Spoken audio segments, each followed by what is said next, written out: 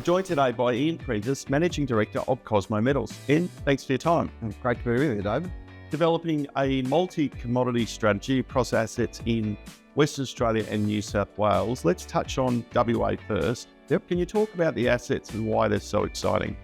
Yeah, so our primary asset in WA is the Kanowna Gold Project. So it sits around about 2 kilometres from the Kanowna gold mine. So that's a plus 70 an ounce endowment of gold there, and about 13 kilometres from Kalgoorlie, so the super pit. So sandwich between those two, sitting on the Kanowna Shear, so 8 kilometres of the Kanowna Shear, and it's, I guess, historic exploration or previous exploration there has demonstrated really significant amount of gold in the system associated with that shear, and there's some really, some great historic drill holes in amongst all that, and I guess, for us, it's a really big opportunity to look at, see if we can find another, large-scale sediment-hosted gold deposit.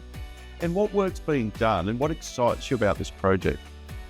So there has been some drilling, and I guess what excites me about the project is you look at a map and it looks like there's been a lot of drilling. Then you peel it down to about 100 metres below surface, and there's probably only about 12 holes that have actually penetrated below that depth. So big geochemical signature gold and all the pathfinder elements there, but no real deep drilling apart from on one prospect area there. So some really significant opportunities to go down a bit deeper. Talking about a project that hasn't had much exploration, your New South Wales assets, plus 700 square kilometres across 2 projects. Is antimony the focus here?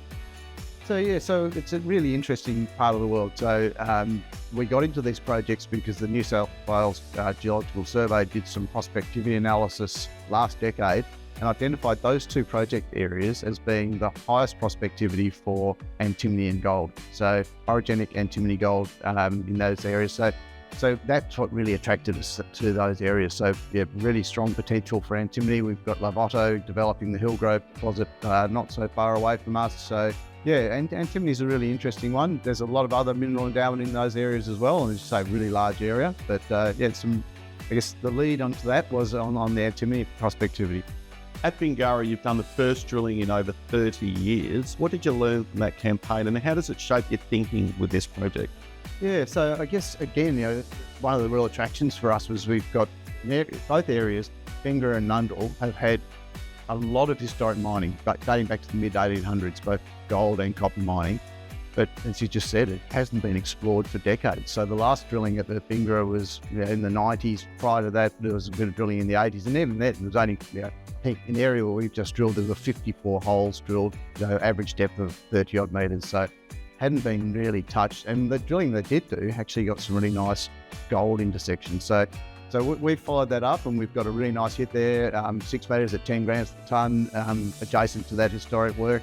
And then we've stepped out from there and really building the picture. But I guess for us, we're looking at that particularly on the gold side. That's a Spring Creek target. Spring Creek is part of a 12-kilometre gold endowment trend that's got over 1,200 historic workings on it. So an area with that amount of historic production that just hasn't had any exploration of any detail at all. So really excited about that and stepping out from the known at Spring Creek and then developing up some of these other opportunities. Coming back to the Kanowna project here in Western Australia, you've secured EIS funding to support an RC and diamond program in Q2. What are the catalysts of this program and what are you hoping to achieve? Yeah, so we're really excited about getting the EIS funding. So we've got a target there that we believe looks like it could be, something similar to a Kanowna belt or a velvet. And so we put a bit of work together to understand that. It's had some historic drilling. It's had some interesting numbers, but not the big ore grade intersections as yet. But we put that to the state government as part of the funding round for the EIS, and they liked it. And so we've got some funding to put a 400-metre deep diamond hole onto that target.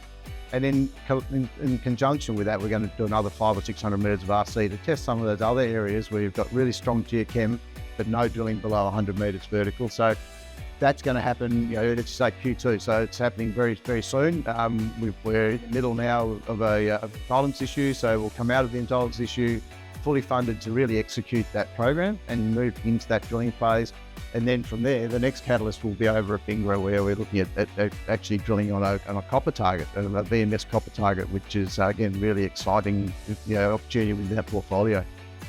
District scale ground across 2 Tier 1 locations. A lot of work being done this year, and investors love news flow, as we know.